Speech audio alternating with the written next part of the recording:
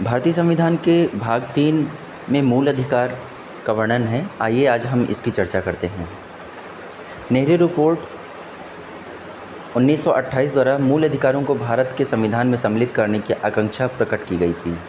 भारतीय संविधान में भाग 3 के अंतर्गत अनुच्छेद 12 से 35 में मौलिक अधिकारों का वर्णन किया गया है, जो निम्नलिखित है: समानता का अधिकार, स्वतंत्रता का अधिकार, शोषण के विरुद्ध अधिकार, धर्म की स्वतंत्रता का अधिकार, संस्कृति और शिक्षा संबंधी अधिकार, संवैधानिक उपचारों का अधिकार। भारतीय संविधान में मौलिक अधिकारों को राज्य के कृत्यों के विरुद्ध एक गारंटी के रूप में स्थान दिया गया है। मौलिक अधिकार पूर्णतया नैसर्गिक और अप्रतिदेय की श्रेणी में आते हैं। अनुच्छेद 352 के तहत आपात की उद्घोषणा के प्रवर्तन की स्थिति में अनुच्छेद 358 एवं 359 के प्रावधानों के अंतर्गत ही मूल अधिकारों का निलंबन किया जा सकता है। मौलिक अधिकारों को न्याय योग्य, वाद योग्य रूप में संविधान में रखा गया है। वर्तमान में कुल 6 मौलिक अधिकार प्रदान किए गए हैं, जबकि मूल संविधान में 7 मौलिक अधिकार थे। भारतीय संविधान में दिए गए मौलिक अधिकारों की तुलना अमेरिका के अधिकार बिल से की जाती है। भारतीय संविधान में मौलिक अधिकारों के संरक्षण का दायित्व न्यायपालिका के पास है। संविधान का अनुच्छेद 14 यह सुनिश्चित करता है कि किसी भी व्यक्ति को विधि के समक्ष समता से या विधियों के समान संरक्षण से वंचित नहीं किया जाएगा। इस रूप में अनुच्छेद 14 विधायन सत्ता पर नियंत्रण लगाता है। भारतीय संविधान में समानता के अधिकार को अनुच्छेद 14 से 18 के कुल 5 अनुच्छेदों में वर्णित किया गया है, जो कि अग्रलिखित हैं। विधि के समक्ष समता।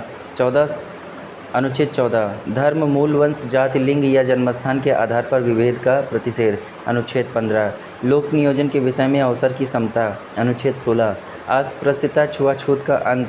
अनुच्छेद 17 उपाधियों का अंत। अनुच्छेद 18 अनुच्छेद 19 से 22 तक स्वतंत्रता के अधिकार वर्णित हैं। अनुच्छेद 19 के अंतर्गत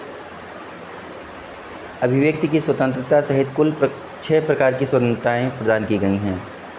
अनुच्छेद 19(1) का में प्रावधानित वाक एवं अभिव्यक्ति की स्वतंत्रता के अंतर्गत ही समाचारों की स्वतंत्रता भी निहित मानी जाती है।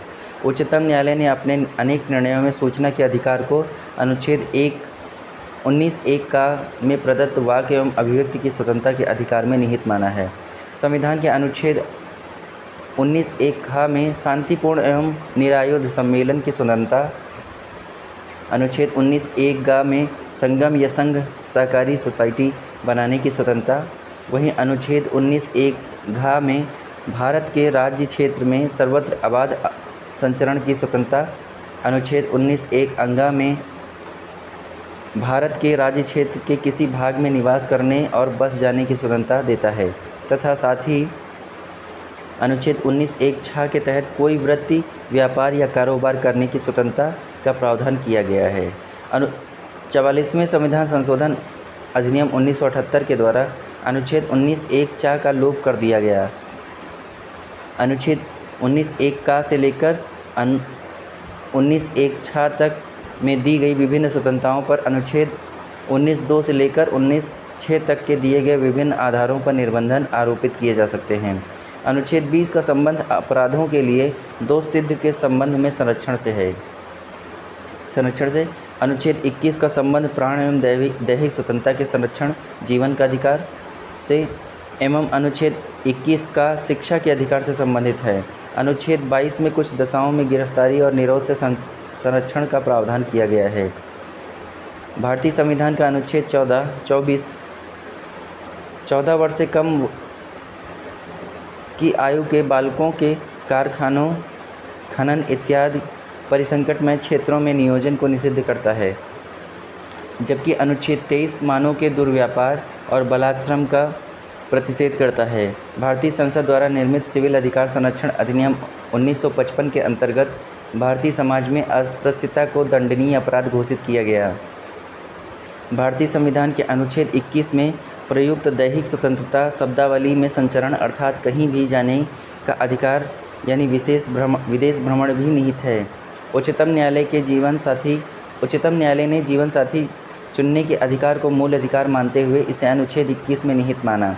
उच्चतम न्यायालय ने उन्नी कृष्णन बनाम आंध्र प्रदेश मामले 1993 में संविधान के अनुच्छेद 21 के कार्यक्षेत्र का विस्तार कर शिक्षा के अधिकार को उसमें शामिल किया था।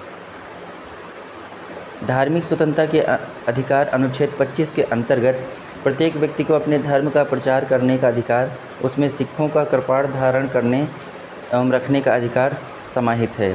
भारतीय संविधान का अनुच्छेद 26 धार्मिक कार्यों के प्रबंध की स्वतंत्रता से संबंधित है, जबकि अनुच्छेद 29 का संबंध अल्पसंख्यक वर्गों के हितों के संरक्षण से व अनुच्छेद 30 अल्पसंख्यक वर्गों के शिक्षा संस्थाओं की स्थापना एवं प्रशासन करने के अधिकार से संबंधित है। भारतीय संविधान के 44वें संविधान संशोधन अधिनियम 1978 द्वारा संपत्ति के अधिकार को मूल अधिकार की श्रेणी से हटाकर अनुच्छेद 300 का के तहत विधिक अधिकार की श्रेणी में डाल दिया गया है। भारतीय संविधान के अनुच्छेद 32 के अंतर्गत संवैधानिक उपचारों का अधिकार उल्लिखित है। मूल अधिकारों के न्यायिक संरक्षण हेतु अनुच्छेद 32 के अंतर्गत उच्चतम न्यायालय तथा अनुच्छेद 226 के तहत उच्च न्यायालयों को शक्ति प्रदान की गई है। सर्वोच्च न्यायालय अथवा उच्च न्यायालय मूल अधिकारों के प्रवर्तन हेतु क्रमशः अनुच्छेद 32 एवं अनुच्छेद 226 के तहत कई प्रकार के विशेष आदेश जारी कर सकते हैं, जिन्हें प्रादेश या रिट कहते हैं। बंदी प्रत्यक्षीकरण, इसके द्वारा न्यायालय किसी गिरफ्तार व्यक्ति को न्यायालय के सामने प्रस्तुत करने का आदेश देता है। यदि गिरफ्तारी का तरीका या कारण गैरकानूनी या असंतोषजनक हो तो न्यायालय बंदी को छोड़ने का आदेश दे सकते हैं। परमादेश, यह आदेश तब जारी किया जाता है जब न्यायालय को लगता है कि कोई सार्वजनिक पदाधिकारी अपने कानूनी और संवैधानिक दायित्वों का पालन नहीं कर रहा है और इससे किसी व्यक्ति का मौलिक अधिकार प्रभावित हो रहा है। प्रतिषेध, जब कोई निचली अदालत अपने अधिकार क्षेत्र का अतिक्रमण करके किसी मुकदमे की सुनवाई करती है तो ऊपर की अदालतें उच्च न्यायालय या सर्वोच्च न्यायालय उसे ऐसा करने से रोकने के लिए प्रतिषेध आदेश जारी करते हैं। अधिकार प्रक्षा, जब न्यायालय को लगता है कि कोई व्यक्ति ऐसे पद पर नियुक्त हो गया है जिस पर उसका कोई कानूनी हक नहीं है, तब न्यायालय अधिकार प्रक्षा आदेश के द्वारा उसे पद पर कार्य करने से रोक देता है।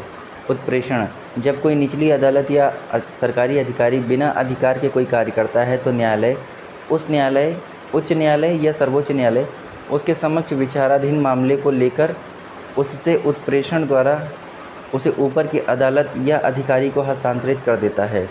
संविधान के अनुच्छेद 352 के तहत युद्ध या बाह्य आक्रमण के कारण राष्ट्रपति द्वारा आपातकाल की उद्घोषणा किए जाने पर अनुच्छेद 358 के तहत अनुच्छेद 19 में वर्णित मूल अधिकार स्वतः ही निलंबित हो जाते हैं। अनुच्छेद 20 एवं 21 को छोड़कर अन्य मूल अधिकारों को निलंबित करने की शक्ति राष्ट्रपति को अनुच्छेद 359 से प्राप्त होती है। भारतीय संविधान में 44वें संविधान संशोधन के पश्चात अनुच्छेद 20 एवं 21 के अंतर्गत प्राप्त मूल अधिकारों को निलंबित नहीं किया जा सकता। बच्चन सिंह बनाम पंजाब राज्य के मामले में उच्चतम न्यायालय ने बहुमत के निर्णय से यह अभिनिर्धारित किया कि मृत्यु कारित करने के लिए मृत्युदंड का वैकल्पिक दंड अनुच्छेद 14, 19 और 21 का अतिक्रमण नहीं कर सकता और संवैधानिक नहीं है।